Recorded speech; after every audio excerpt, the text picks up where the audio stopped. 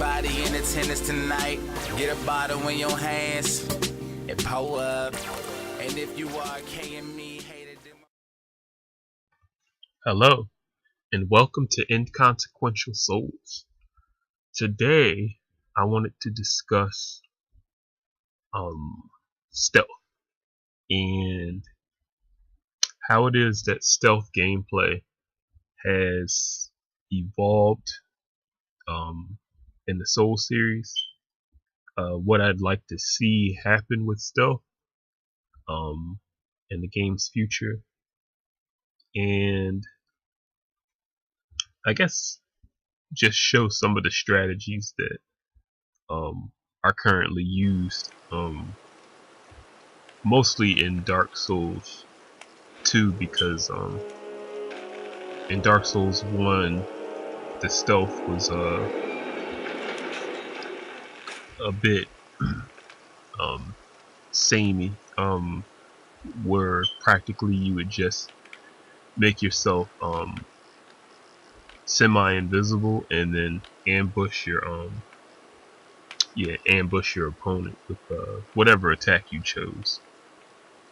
And some of the problems with stealth mechanics in the Soul series.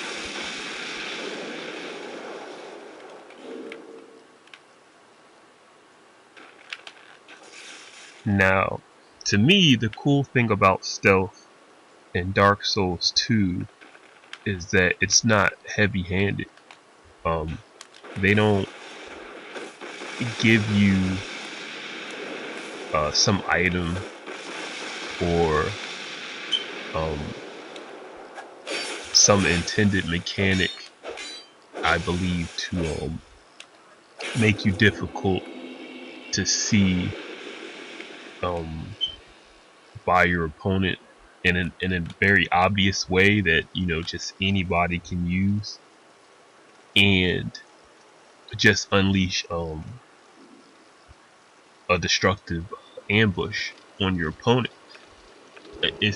In Dark Souls 2, it's almost like stealth is there if you want to use it, but it's not handed to you in a sense of like, here, take this item and start ambushing people. It's more like you have the option to do it if you have basic fundamental principles and understanding of how stealth works.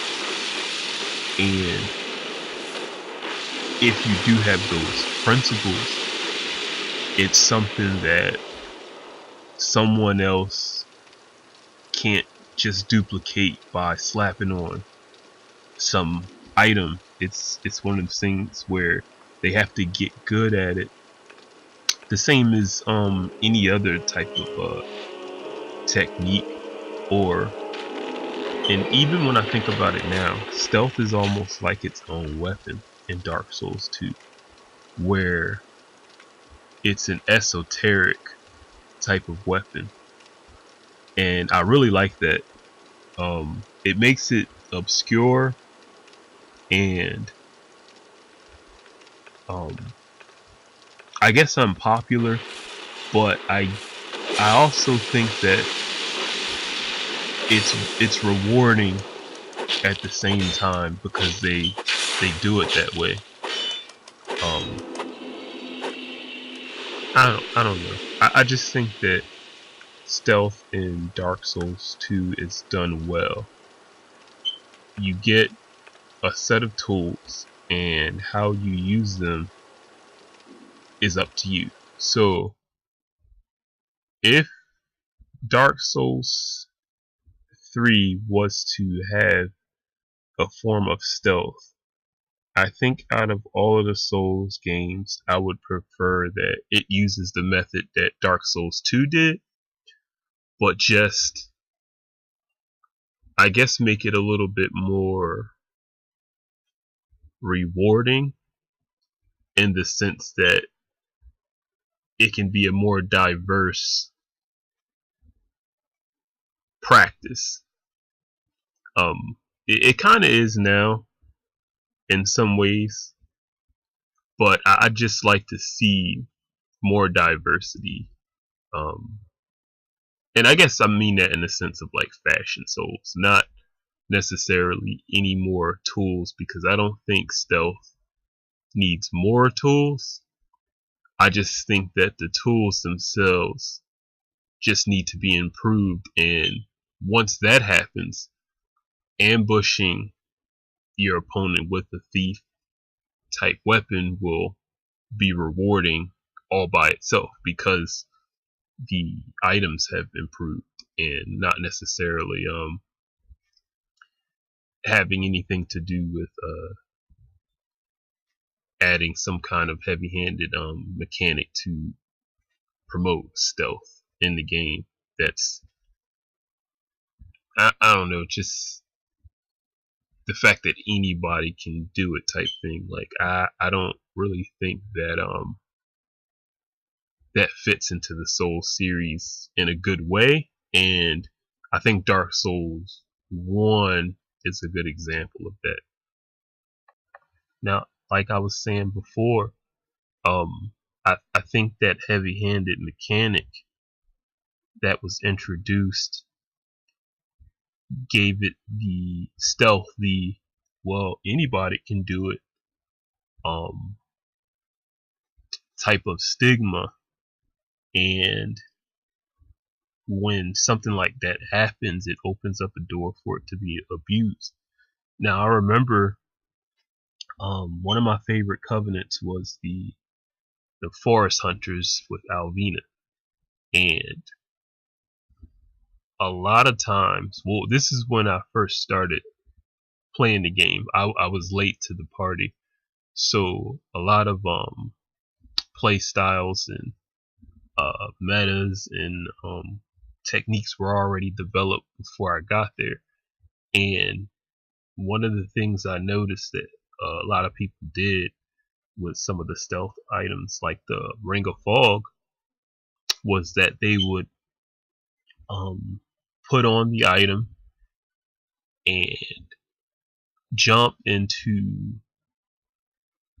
I guess the best way I can describe them are no zones, like inaccessible areas in the game, and just wait there. And because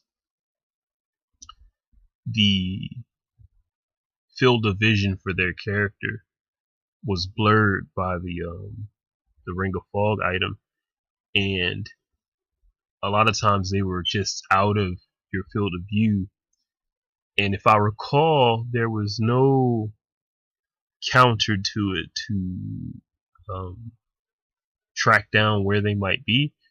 A lot of players could be anywhere on the map, and you would invade or be invaded and spend hours trying to find that person. And sometimes, like I said, you can't find them at all because they're not even on the map. And if you didn't know about certain exploits, like being able to jump out of the map, you'd never find these people. And that's kind of what I mean when I say the problem with Dark Souls 1 stealth mechanics. And it is sort of like it was thrown at the player in a number of ways, where you had the Ring of Fog item and the hidden body spell, and also the chameleon spell. Now at the time, I didn't see those items as overkill, or those different methods of stealth as overkill, until I realized that there was no limitation to who could use it. I mean, a person who wasn't even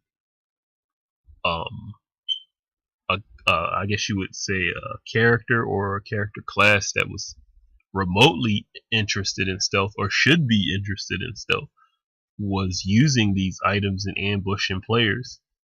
And I'm not saying that it didn't take a certain amount of skill to do that, because you do have to be creative. A lot of times you have to know the level, the different areas of a level, to come up with, clever and inventive ways to ambush your opponents. But when everyone's doing it, it kind of loses its luster, in my opinion. Now, aside from Dark Souls 1 and 2, I just know of an item in Demon Souls called Thief's Ring, but I've never used it myself, and I don't know anyone who has, in a way that it made it seem overpowered or like it didn't belong in the game. So I can't really speak on that, but from what I know, the way the stealth worked on the Thieves Ring was proximity based, where as long as you were out of a certain range of your opponent's field of view, they couldn't see you. So it was sort of like your opponent had this invisible bubble around them, and once you entered that field of vision, they could see you. As long as you were outside of it, they couldn't. And something like that to me seems a little bit more balanced than some of the items that were a part of the Dark Souls 1 tool set as far as stealth is concerned. Either way though, stealth is one of those difficult balancing acts, and I think as long as they stick to the formula that they used in Dark Souls 2, the only thing that I kind of think messed up Dark Souls 2's stealth a little bit is that a lot of the level designs weren't that great, and a lot of the places that were good for that type of gameplay didn't have a lot of traffic for other players. So, stealth is a really tough balancing act, because in my opinion, one of the best stealth games made was in like 1998, and that was Tenchu Stealth Assassins. And only recently have we gotten a game close to that type of depth of level of stealth gameplay, which would be something like Metal Gear Solid 5 Phantom Pain that came out like 2015. So, it's not an easy thing to balance, and I realize that. So I'm just saying, as long as they stick to their formula that they have in Dark Souls 2, but with better level designs, then I think stealth will turn out pretty good, because I currently enjoy it in Dark Souls 2. I just wish there was more traffic in some of the other levels that I like. Anyhow, this has been Inconsequential Souls. It's been great speaking with you guys. I'll try to continue with a separate series, but this concludes this one. And for whatever it is that I make next, I hope to see you in that too.